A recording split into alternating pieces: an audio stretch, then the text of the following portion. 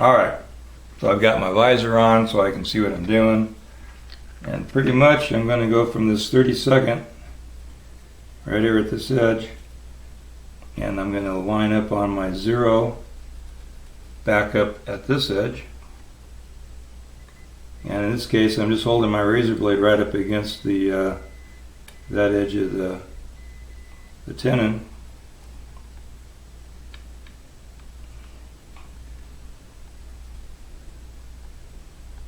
Double checking it, and it's going to be pretty much impossible because up here it's going to 0.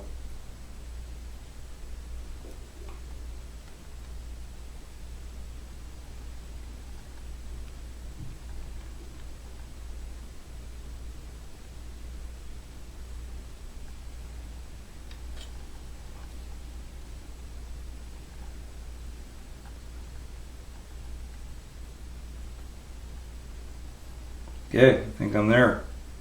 So I'm just kind of gonna, I can almost just cut that off with the razor knife as I go rather than even try to score it. I'm gonna come down here and score the fatter part.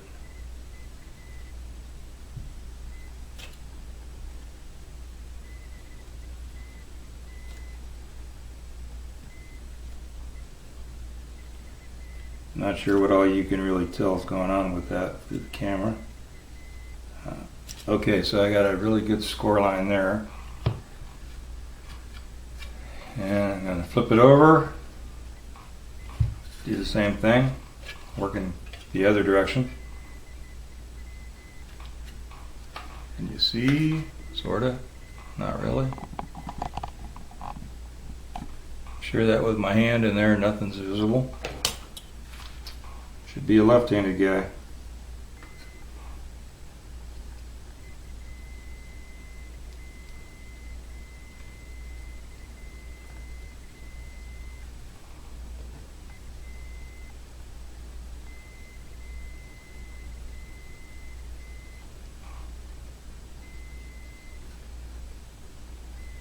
Just making these adjustments here, trying to hold this roll down tight.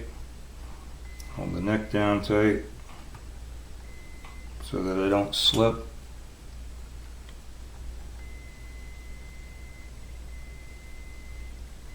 Get a big nasty gouge on the neck. I also don't want to slip and take the end of my finger off.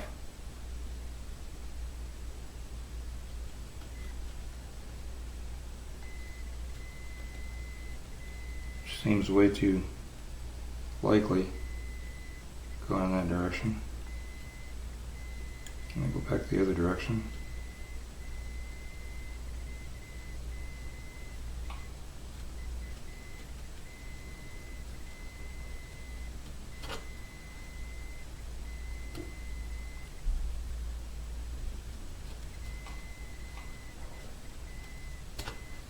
All right.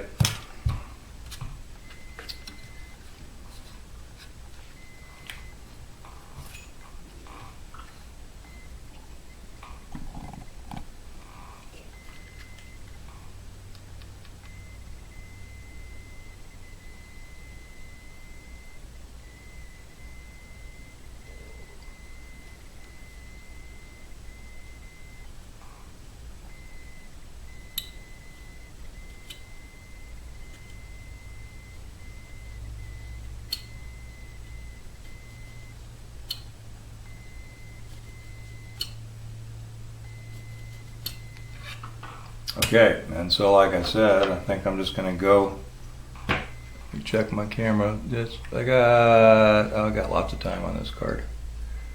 Now we're gonna pretty much got my visor down. I'm just gonna see what happens. And that's quite a bit to sand off, but I'm gonna start with that and see. This is a pretty coarse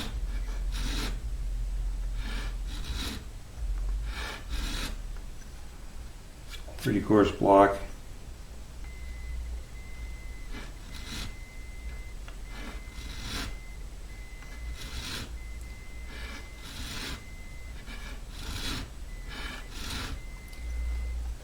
This is when I wish I had an uppy cam.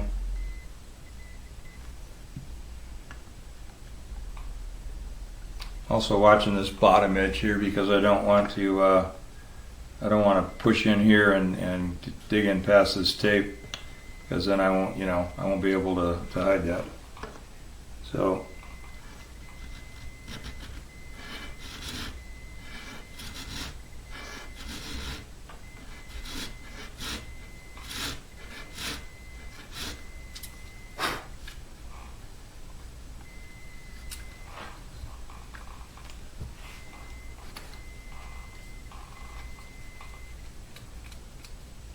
the other, here, let me get in the camera with this tape.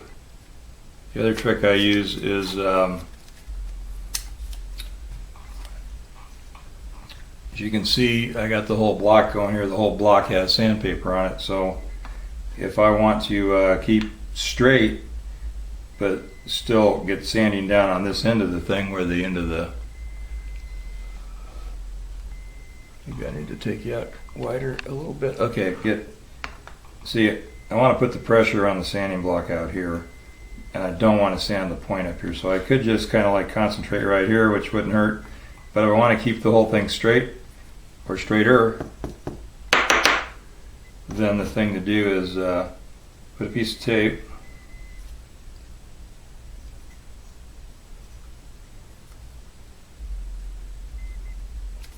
I got my block upside down for a second, or I thought I had it upside down. Because I wasn't sanding that part, I'm sanding that part. Alright, so now I know that I'm not going to sand any wood off the top of this, only the bottom. And so I should be able to go at it pretty safely.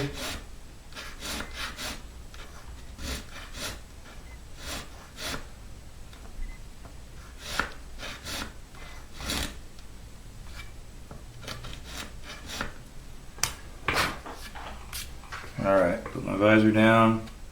I am right up against my tape there, all the way. It looks good. I only barely made any difference on this flat on this part. Alright, I do need to turn it around. And I'll need to change ends on my tape because I'm going to go from the other direction. I'm being very uncomfortable and sanding this thing at a very awkward angle to bring to you.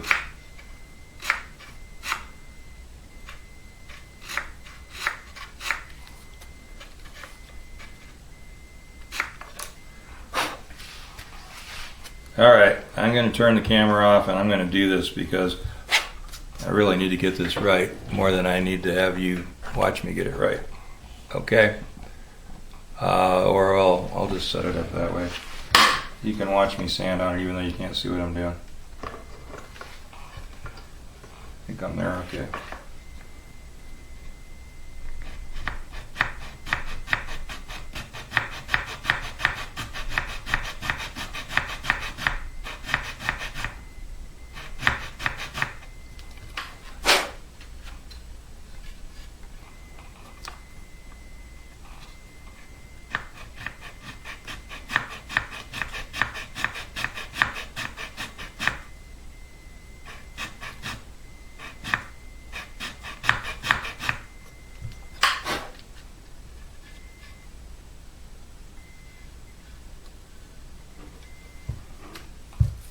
Okay, I'm going to pull this tape and I'm going to just hit it the overall length just for a second here, just to clean up the top of this thing. I'm not going to take a lot off, just cleaning it up. Actually, I got a little bit of a rock right there. At least it looks like it against my sanding block. Yeah, I got a little bit of a hump in the middle of that one. I don't think I did that on this one. That's what you get for sanding left-handed.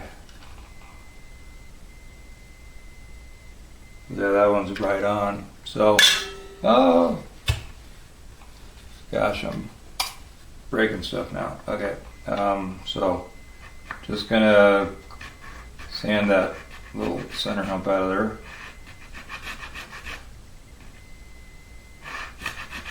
And this is basically rough because when I get the thing in the guitar with the tenon shimmed and all that, what's going to happen is we're going to pull, there we go, we're going to floss the joint. So that means I tentatively got this thing where I want it. I do have a little tiny point right in the middle of this heel where I haven't sanded that off yet. There's a, sand on both sides, so I got a little tiny nib hanging out there in the middle.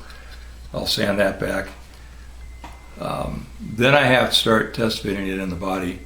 And what I do, and it's kind of what this this tape was about on the sides of the dovetail, are I don't just arbitrarily glue a shim in and then start from zero and sand the shim and work it down into the body. I like to start a little closer than that. So what I'll do is I'll stack up layers of masking tape until I get the fit I want in the neck joint, in the neck block. And once I've achieved something that's pretty close with the masking tape, then I'll peel the masking tape off. I'll mic that, and I'll pre-shape some shims, and then I'll glue the shims on to the dovetail, and I use Type-On for that. And my reasoning behind that is I'd rather have, if the neck ever has to be steamed out again, I think that the high glue will come loose before the Type-On does. And that way you get the neck out with the shims and not, pulling it out and having like a bunch of pieces come out with it. And then so whoever follows me up at some point, 30, 50 years down the road, they won't have to, they'll know where it was and what was going on rather than having a bunch of crap fall out of the joint when it gets opened up. Kind of like that piece of cardboard I found on the end of the dovetail when I pulled this one out. Kind of weird. Anyway, so that's what's going to happen, and I'll probably shoot some random stuff on that. I don't know how much more I'm going to do this evening. We'll see. All right. Thanks for watching, folks.